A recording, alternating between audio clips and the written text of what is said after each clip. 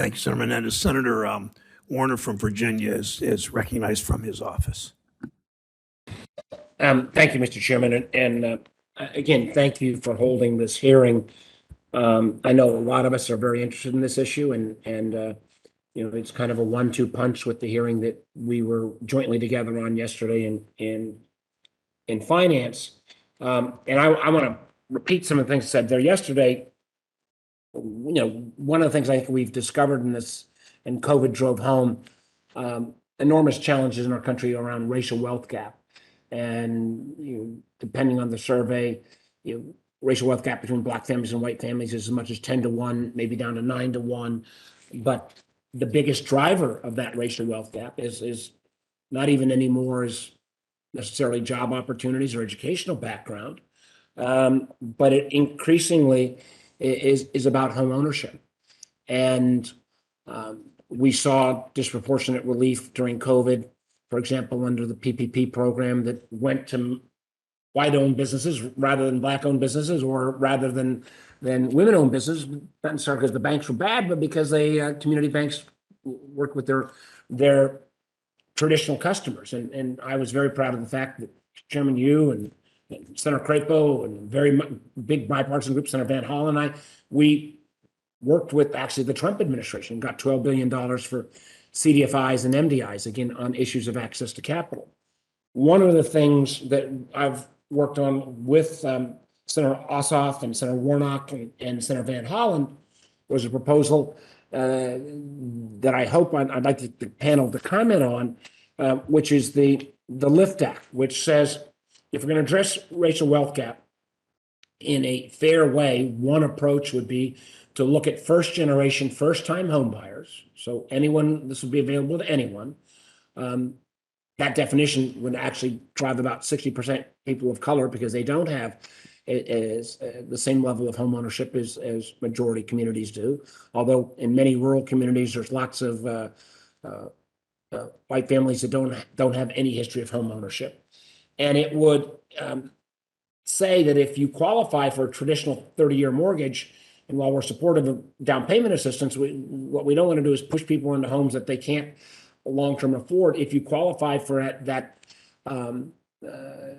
traditional 30-year mortgage, and you meet these certain criteria within a certain income strata and a certain price range, we would provide, in a sense, a 20-year mortgage rather than a 30-year mortgage. And we call this program the LIFT Act, and it would directly address this racial wealth gap issue and put some points on the board for a lot of families to give them that equity they need, to make sure their kid has the access later down the line on getting a college education or having that equity you can draw upon. Dr. Yoon, in your testimony, you talked about the widening homeownership gap that exists between white and non-white families. Could you talk a little bit about how something like the LIFT Act might apply? And then, Ms. Bailey, if you'd make some comments on that as well, I'd appreciate it. Thanks for asking the question, Senator. I'm a numbers guy, so I think one of the requirements for our high school students is to just run through the numbers through the mortgage calculator just to see how the numbers change by changing interest rates and the duration of the mortgage. The 20-year mortgage will certainly build up equity much, much quicker, and given the very wide homeownership rate gap between various ethnic and racial groups, to address some of the past mistakes, it is moving in the right direction, certainly. But we also have to understand that we have to combine it with increased supply, because if we are simply raising the demand opportunity, but with limited supply, most of the gain would go to the current owners. And given the current, again, disparity in home ownership rate, the current owners are likely to be white Americans.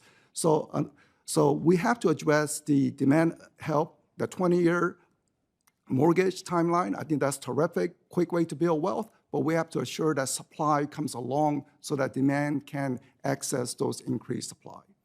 Yeah, and Dr. Yoon, I 100% agree, and that's why, while I didn't focus my question on the supply side, and other colleagues have, this LIFT program would be only applicable to first-time, first-generation home buyers, because again, we know the second and third generation folks, as you built that equity in your history, you can make, you've got an easier availability. Very quickly, Ms. Bailey, I don't want to overtime, but if you could quickly address this issue as well, I'd be grateful. And thank you, Mr. Chairman.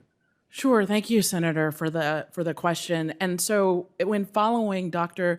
Un's recommendations, that would help alleviate some of the pressure at the upper end of the rental market, which would then alleviate the fact that we don't have the tenant vacancies that we need in order to keep costs down. And it would allow those upper income individuals to be able to move into the homeownership space so that we would have those units available for renters. So anything that helps first generation homeowners, potential homeowners move into homeownership helps renters as well.